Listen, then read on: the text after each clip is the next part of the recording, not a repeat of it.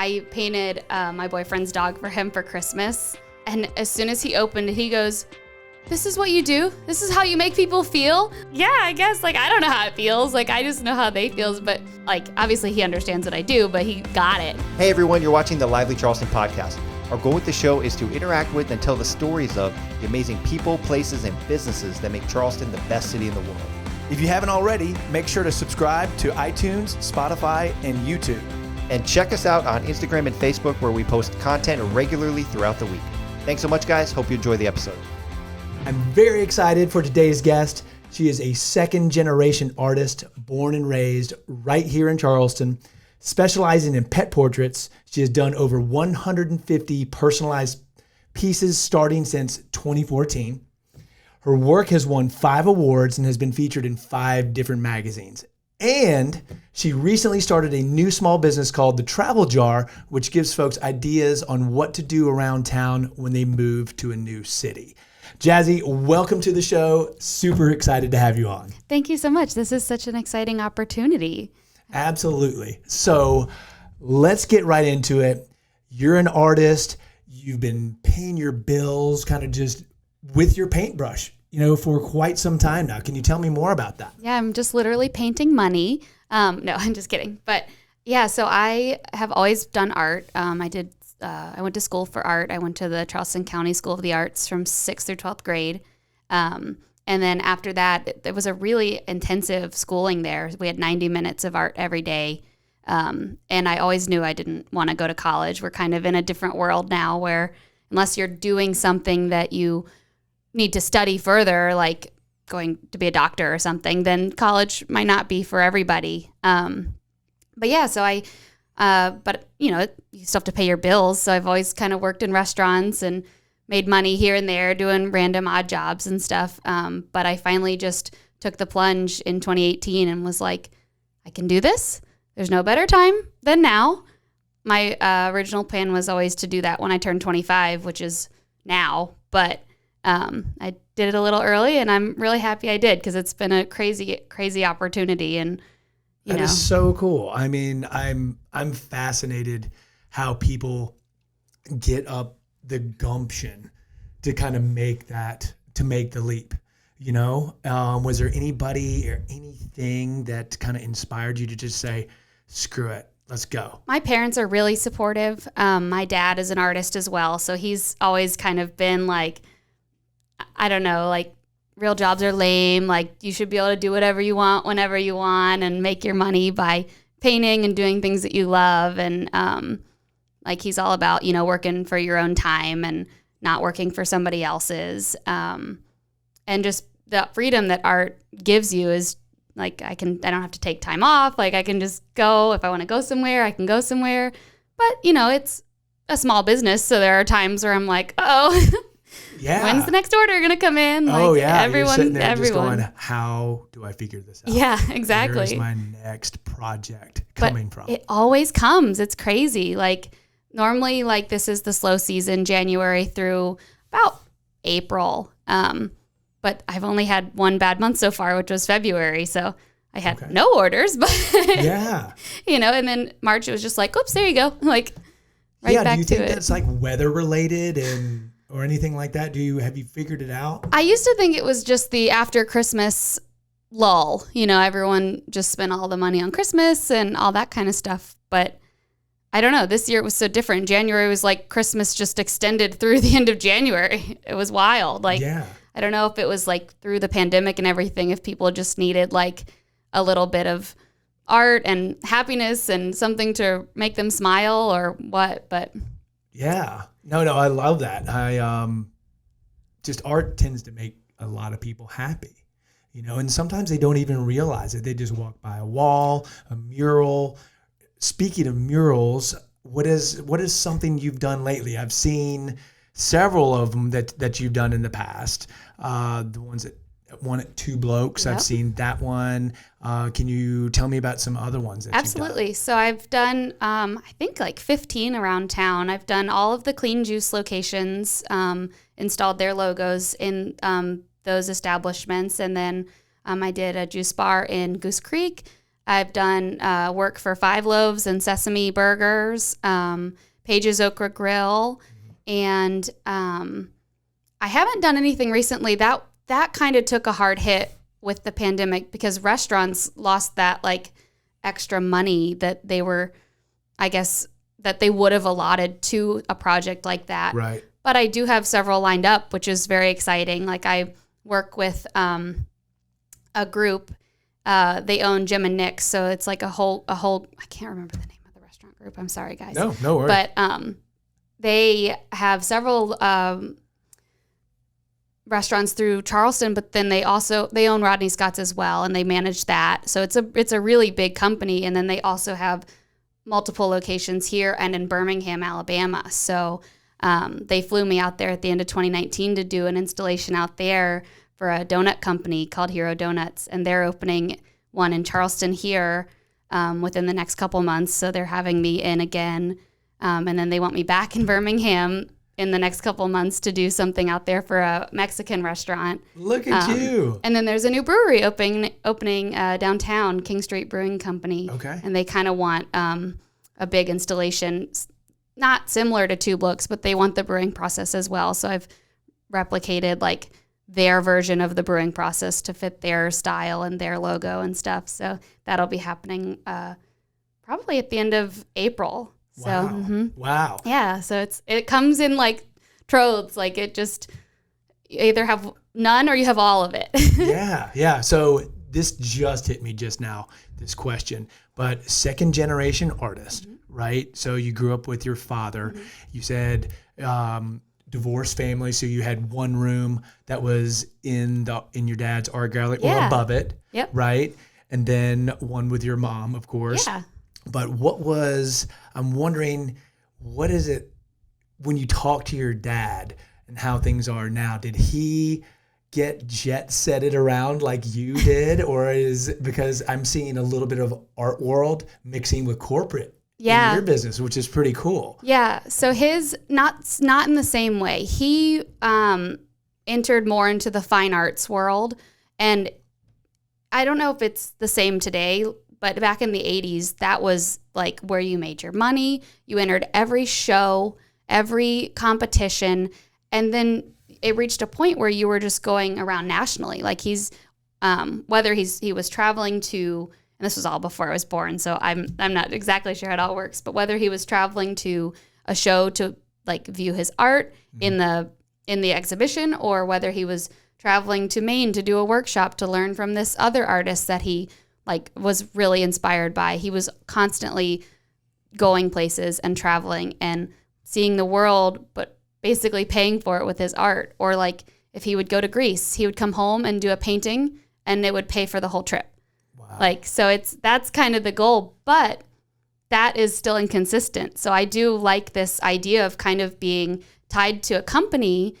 Like after I went to Birmingham in 2019, they were like, hey, we've got 5 more things we want you to do next year, insert coronavirus pandemic. So, but it's 1 year later and they're like, hey, you ready? Like, let's go. We got all this stuff we want your help with. So like I like that because that's consistent and you get to know people and you build a rapport, and then they have connections, and then they can like get you other companies and other restaurants and stuff. Right. So it snowballs, right? Exactly. You build a reputation for yourself and people love you. And, exactly. I mean, it's just such neat. I love the story. It's cool. And like the pet portraits are awesome. And I do love doing commissioned work, but it's inconsistent. Like that still feels like I'm waiting paycheck to paycheck sometimes. During the holidays, it's a totally different story. Like that's when everyone wants everything the same time. Yeah, everybody's going crazy.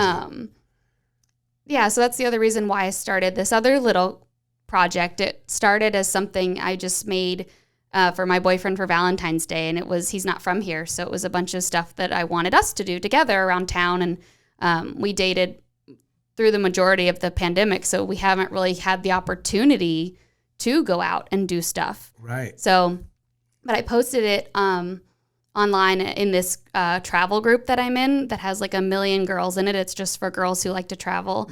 And it got like 6,000 likes. Like people were going crazy. Just so I'm clear, it's your new travel project, jar. the travel jar. So this is where it's all stemming from. Yeah. So it originally was, I called it a date night jar. But then I realized there was more potential, not just targeting couples. Like now it's, so it comes with 52 options. You have something to do every weekend.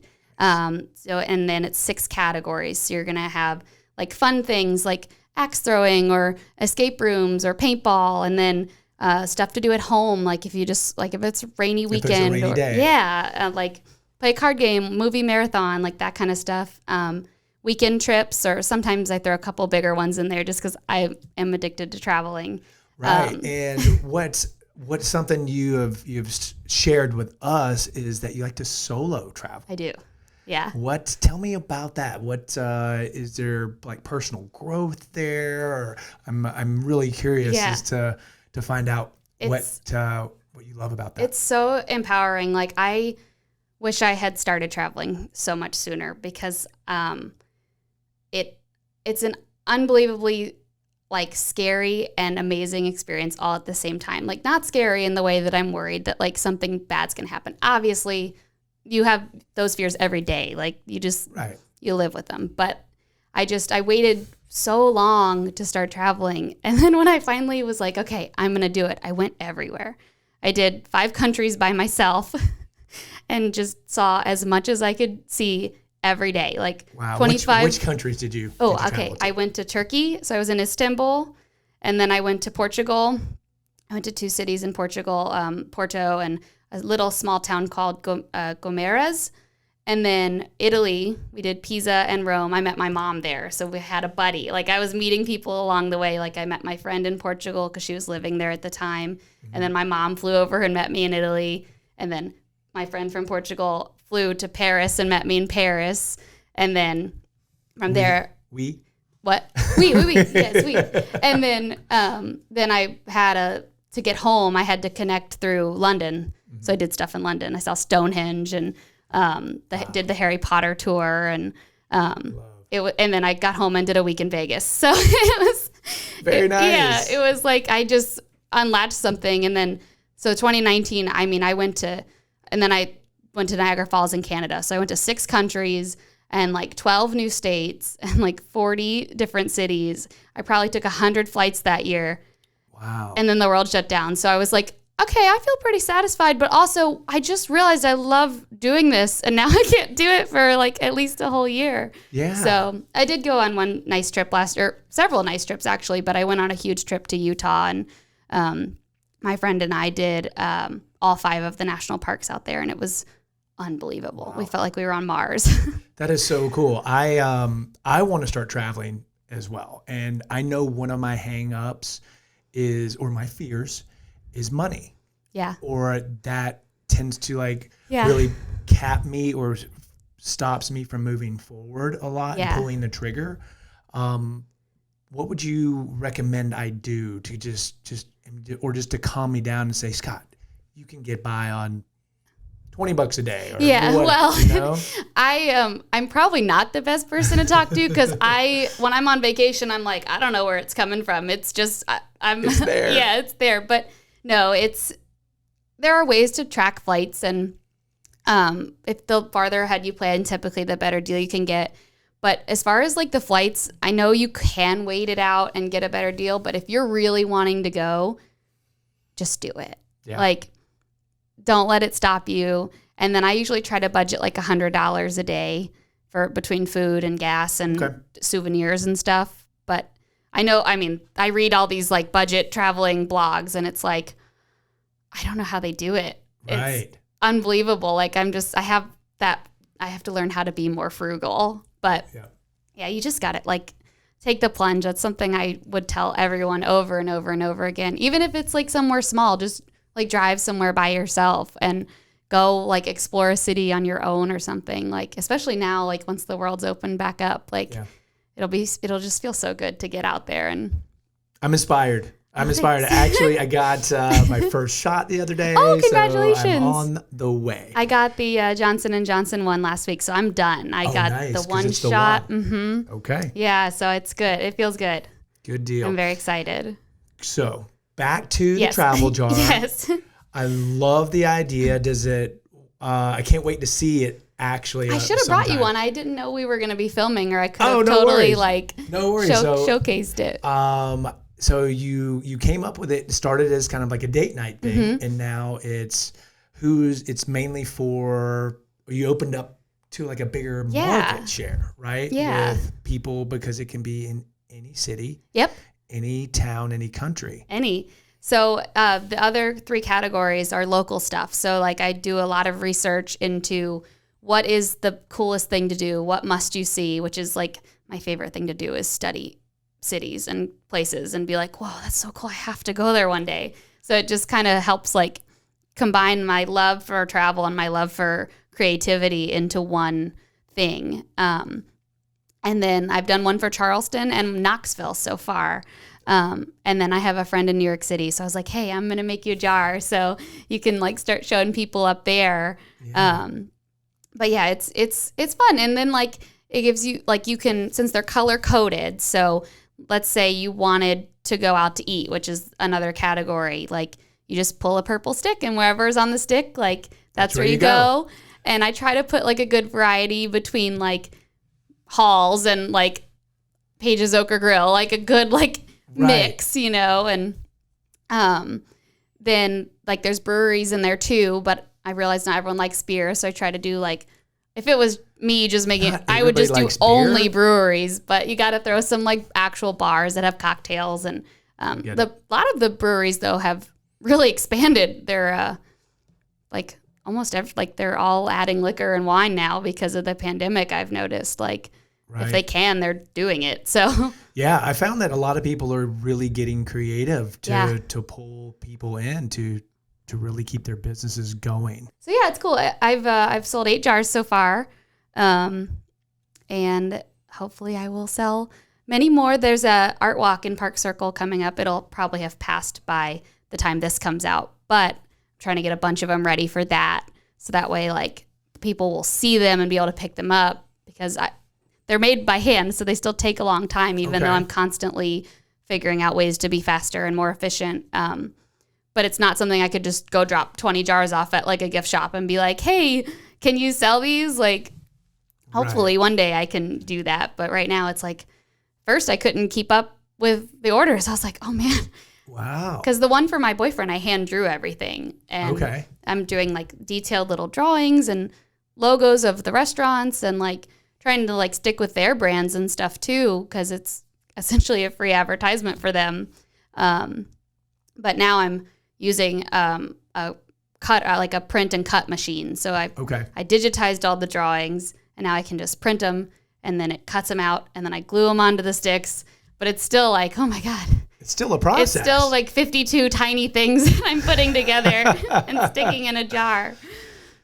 But yeah, it's really cool. And I see a lot of potential for that, because I've had so many people reach out, whether they're interested in the purchasing one or not, they're interested in the product itself, because they're like, you can have you thought about being sponsored by the restaurants you put in the jars, or have you thought about X, Y, and Z? And I'm like, well, yeah, but I don't know how to do any of that stuff. So hopefully it'll just kind of happen organically, because realistically, like I could, like there's only room for 12 restaurants in each jar and 8 breweries or bars. Okay. So like essentially someone could be like, hey, I want to be in every jar. Right. And I'd be like, I want to grab hold of that tourist market share or the new arrivals. Yeah. Right. Exactly. And I tag all the restaurants when I post pictures of them and stuff. Like I try to post like pictures of everything so people can kind of see the whole variety. And a few of them like and interact, but it's hard when you're an account with like 50 followers to start off with. Like they don't see the potential yet. But once I get up there with like a couple thousand followers, then maybe they'll be like, oh. Right. And then like TripAdvisor and Yelp too, that's where I get most of my information. Like I wouldn't even know how to call them, but I'm like, hey, I'm literally writing everything you guys say down over here and then selling it. Like, can't this connect somehow? It's getting out there in the market. Yeah. Help a sister out. Yeah, right? Exactly. So it's good. And it's just that's a fun thing to work on too, between pet portraits. Yeah. Because it's a nice break. Like, I know it sounds like just a painting, but pet portraits take a lot of focus. I can imagine. Yeah, they're hyper-realism. So tell me about that, working with different pet owners. And I bet there's all sorts of different personalities there. Oh my gosh, it's wild. And it's so funny because the first question I always get is, how do you make the dog sit still for that long? And I'm like, it's 2021. It's not 1875. like all I need is a photo. But that's honestly harder than you'd think, because you'd think everyone had a really good phone nowadays. But half the time people are trying to get me to paint a dog that's been dead for like 10 years, and they're pulling these like physical photos out and they're sending them to me, and I'm like, I can only do what I can do. Like the way I paint is if I don't see it, it's not going to be in the painting. Like I can, after doing so many, I can add whiskers and little highlights and little touches to the eyes. Like if it's a black lab, I can Google like black lab eyes and kind of pull a little bit more depth into them. But if if the photo is just super like flat, the painting's going to look super flat. Right. I can only do so much. So maybe you'd have to like just reverse, kind of turn it around to the person. Like, look, you're giving me something tough to work here with. How about I tell me about your pet. Maybe I can bring out the personality and do kind of a cartoon caricature. Yeah, I know. Of your dog. Well, that's actually a good transition, because I offer more than just the fine art pet portraits in watercolor now. Okay. So the smaller items that I offer, which are ornaments and coasters and magnets, those, since they're smaller, the photo doesn't matter as much because it's smaller, so I can't even fit as much detail in there. Right. So as long as I can see the dog or the cat, or I've done a couple horses too, but then it's better. So if I like go back and forth with a person enough times and I'm like, all right, they don't have what I need. And sometimes it's really not their fault. If the dog's still alive, then I will yell at them until they get me a good photo, because it's like, give them a treat, tell them to sit, and then take a picture. Right. But I mean, if you really want to bring a passed away dog back to life, like I can be like, well, how about this? I'll offer you one of these, and you can keep it on your table, or you can hang it on your mirror, or on your fridge, and then they'll always be there. So, and that's a more affordable option too. So for sure, it's better than like me giving them something that I'm not happy with for money that they were unsure about spending in the first place. Right. Everyone always loves it. Like I've never had anyone complain. I mean, I'm so glad you're saying that, because I've known you for a few years now. Yeah. From Frequency, the gym. And I've seen some of your work, and I've seen you give it to people, and I've seen their reactions. Yeah. And so that is just, I get fulfilled just by watching it from the outside. So I can't imagine putting in the work. Yeah. And actually seeing that. Tell me what that's like. Oh, it's amazing. And it's funny because like I painted my boyfriend's dog for him for Christmas. And as soon as he opened it, he goes, "This is what you do? This is how you make people feel? Like, this is what you get to do for people?" And I was like, yeah, I guess. Like, I don't know how it feels. Like, I just know how they feel, but it was just really funny because like, obviously he understands what I do, but he got it. And he was like, "Oh my God, it's so special. Like, that's my dog and he's right there." Like, so it's really cool. Like in the beginning, like when I was first doing them, I was less particular with the photos. So every now and then I would have someone be like, "Oh, my dog's actually a little darker than that," or a little more brown. But that's just a learning process. Now I know to ask for at least 5 pictures. Mm-hmm. So even if the one I'm painting is the worst one, I can still pull the color worst in like the positioning, because sometimes people will send me like they're like laying like all silly. Yeah, so, what's like the craziest one you've had to do? Oh, so this dog's name was Milo. He was a Yorkie. I've painted him twice. Once was like a really just nice photo, and then the other one, the guy had spiked his hair up to like here. Yeah. And he wanted me to paint it. So I have this like pointy headed a punk rock Yorkie with a mohawk. Yeah. That's the first one that jumped out of my head. But yeah, that one was pretty funny because it's like, well, that's pretty, he's pretty special. Right. It's definitely people normally do the opposite for the photo. Yeah. But he came back and got another one, so. That's so exciting. Yeah. So the travel jar, it sounds like you're getting the systems and everything worked out to kind of put more of them out there. Do you have any other plans coming up, maybe more travel plans to maybe inspire and like open up other areas where you might want to expand to, anything like that? I do. I always have trips planned. My Google Drive is constantly full of itineraries because when I'm not painting or creating something, I'm writing trips. So, Nice. in June, my friend and I that did Utah, this will be our 3rd annual girls trip, and we're going to Oregon. So we're doing the entire Oregon coast, and then we're dipping in to Portland and the Mount Hood area and going to hit Crater Lake National Park. So we're super excited. I think it's a 7-day trip. We usually do about 2,000 miles and about 40 hours in the car, but it's so worth it every time her and I go somewhere. That's so cool. Yeah. I bet your friends are super proud of you. I'm sure your boyfriend is as well. If you, what I know we asked some questions for when you come on the show, and I'm sure you inspire a lot of people in what you do, like future young little artists, people in your life. I'm sure your dad is super proud as well. Yeah. So if you could go back in time just a little bit, and when you started your business, if you give yourself a piece of advice. Oh, I should have done it sooner because I was scared to, and I didn't think that I could. Mm-hmm. And I've proven that completely wrong. Like, I totally can. And so that's what I would say is just like, don't, like, if you, like, even if you do it and you do fail, at least you tried. Like, but you won't know if you're going to fail or succeed unless you try. So take action. Yeah. Just like I told you with traveling, take the plunge, just do it. Like, you're not going to regret it. It definitely helped that I had like the pet portrait thing kind of already lined up. Like, I'm actually not really sure that I would be where I am had I not taken that first pet painting all those years ago, because I'm even now, even though I have a thing, I'm still trying to find my other thing. Like, I do the pet portraits because I'm very good at them, and people love them, and people continue to order them. So that's fantastic.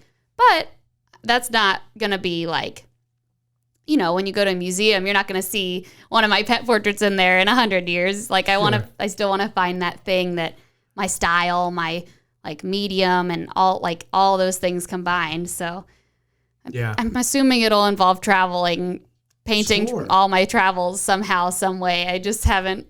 So the more things you see, right? So Yeah. you start. I'm not going to say you started with pets, but I mean that's where you are, and then I see you developing as an artist as you get more projects come along and you see more of the world. And I think that's one of the romantic things about being an artist is it's very romantic. So I can't tell you what a pleasure it's been to have you this on. was so fun. I'm so glad you had a great time. I know I did. Yes. I got to see kind of inside to the world of Jazzy Jordan. So thank you once again. No, thank you so much. Wrap this up, and thank you. Hey y'all, that's a wrap on today's episode. Thanks so much for watching. We hope you enjoyed it. Make sure to like or follow or subscribe, whatever platform you're on, just hit the button to make sure you don't miss any future episodes. Yep, and please help us grow the channel by sharing it with someone else who might enjoy it as well. Thank you so much for watching, and we'll see you next time.